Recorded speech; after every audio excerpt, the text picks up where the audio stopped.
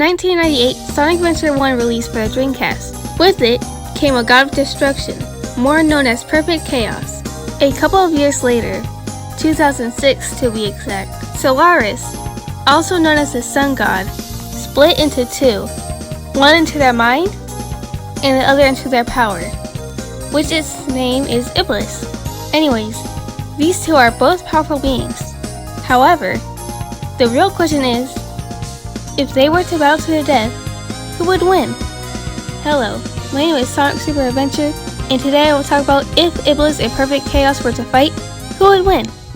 Alright, now let's start off with the basics. Firstly, this is strictly off their final forms, and off of the games they came from originally.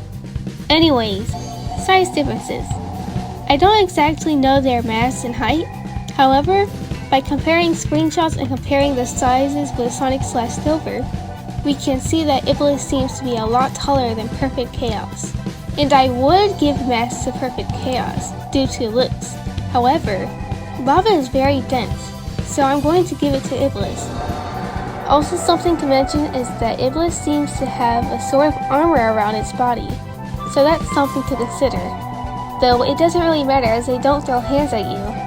Let's get into something actually useful, their abilities. Let's start off with Perfect Chaos.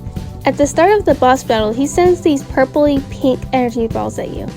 I'm sorry, I have no idea what they're called.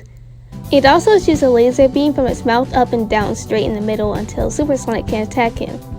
After being hit a couple of times, Perfect Chaos gets an upgrade. His energy balls are into this fiery looking color, making it assume they've been upgraded. He also sends these tornadoes out after you're close enough. The laser beam from its mouth seems to be the same, so no comment on that from me. I looked on the fandom Wikipedia, so take this with a grain of salt, but something about being immortal is on there, which I don't understand how that would be true if its soul was put at peace and chaos and Chakal went to the afterlife at the end of the game. So I'll disregard that. Anyways, on to Iblis. Iblis first sends a multitude of boulders at Silver. Though most seem to miss because the platform is too small for all of them, you throw them back with Silver's telekinesis to hurt Iblis as he slowly approaches you.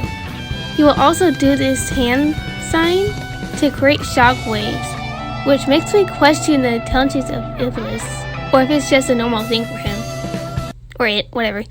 Anyways, when Iblis gets close enough, he'll destroy part of the platform, leaning over so Silver can jump onto his head and do a slam thing to hurt it bad. After Silver bonks him on the head a bit, Iblis adds an additional attack, doing another hand sign and summoning this giant meteor, 20 silvers tall at least, which is the only extra attack he gets before being defeated.